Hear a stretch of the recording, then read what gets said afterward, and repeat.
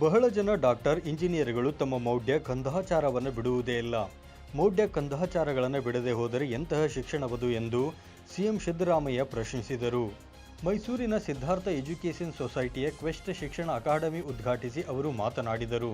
ಬಸವಣ್ಣನ ಕಾಲದಲ್ಲಿ ಮಹಿಳೆಯರಿಗೆ ಸಮಾನತೆ ಬಂತು, ಇಲ್ಲದಿದ್ದರೆ ನಿಮಗೆಲ್ಲ ಸಮಾನತೆಯೇ ಇರಲಿಲ್ಲ.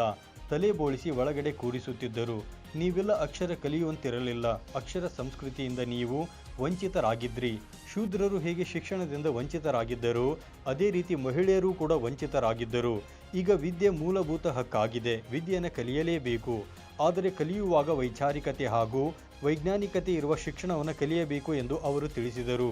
ಈ ಸಂದರ್ಭದಲ್ಲಿ ಸಿದ್ಧಾರ್ಥ ಸಂಸ್ಥೆಯ ಅಧ್ಯಕ್ಷ ಗೃಹ ಸಚಿವ ಡಾಕ್ಟರ್ ಜಿ ಪರಮೇಶ್ವರ್, ಜಿಲ್ಲಾ ಉಸ್ತುವಾರಿ ಸಚಿವರಾದ ಎಚ್.ಸಿ. ಮಹದೇವಪ್ಪ, ಪಶುಸಂಗೋಪನಾ ಸಚಿವ ಕೆ. ವೆಂಕಟೇಶ್, ಶಾಸಕರಾದ ತನ್ವೀರ್ ಸೇಠ್, ಕೃಷ್ಣಮೂರ್ತಿ, ಸಂಸ್ಥೆಯ ಮುಖ್ಯಸ್ಥರಾದ ಕನ್ನಿಕಾ ಪರಮೇಶ್ವರಿ ಸೇರಿ ಹಲವು ಗಣ್ಯರು ಉಪಸ್ಥಿತರಿದ್ದರು.